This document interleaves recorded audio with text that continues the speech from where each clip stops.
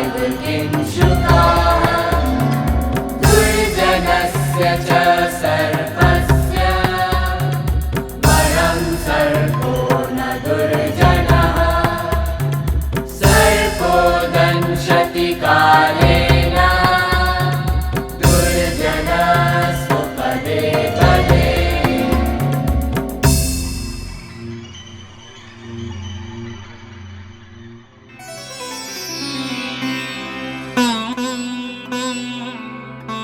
Subscribe our channel Musified Production for more musical gems and do hit the bell icon for notification updates.